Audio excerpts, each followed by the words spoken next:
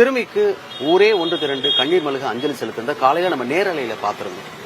அதெல்லாம் தாண்டி அந்த சிறுமியின் பிஞ்சு கால்கள் புள்ளி திரிந்த பள்ளிக்கூட வளாகத்தை இருக்கு இல்லையா, அங்க இருக்கிற அத்தனை பேரும் சேர்ந்து அந்த பள்ளிக்கூடத்துல இருக்கவங்க கண்ணீர் அஞ்சலி செலுத்தினாங்க. இதெல்லாம் தாண்டி அங்க இருக்கிற மக்களுக்கு தெரியும் இன்னைக்கு அந்த சிறுமி இல்லைன்னு சொல்லிட்டு. அங்க இருக்கிற மரங்களும் செடிகளும் கொடிகளும் காற்றும் அந்த பிஞ்சு குழந்தையை தேடிக்கொண்டே இருக்கிறது. அந்த வேதனையை சொல்லால் அடக்கிவிட முடியாது.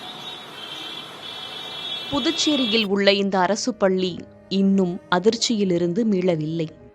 5ஆம் வகுப்புக்கான இந்த வகுப்பறையில் சுட்டித்தனமாக விளையாடிக் கொண்டும் படித்துக் கொண்டும் இருந்த தங்கள் தோழியை இழந்த சோகத்தில் இருக்கிறார்கள் மாணவ மாணவிகள். சிறுமிக்கு இரங்கல் தெரிவிக்கும் கூட்டத்தில் பங்கேற்ற அத்தனை பேரும் கண்ணீர் வடித்தனர்.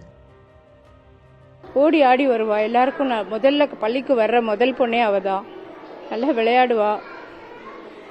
அவளை பத்தி சொல்றதுக்கே ரொம்ப மனசு வேதனையா இருக்கு. ஓடி ஆடி விளையாடுறதுலேருந்து டான்ஸ் பண்றதுலேருந்து எல்லா குழந்தைகள்கிட்டையும் அன்பா இருப்பா.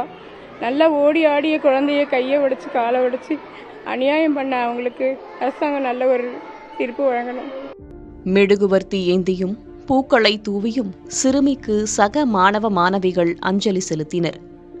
தங்களுடன் பேசி விளையாடி படித்து மகிழ்ந்த தோழியை இனி பார்க்க போவதே இல்லை என்ற சோகம் இவர்களின் மனதில் பதிந்திருக்கிறது.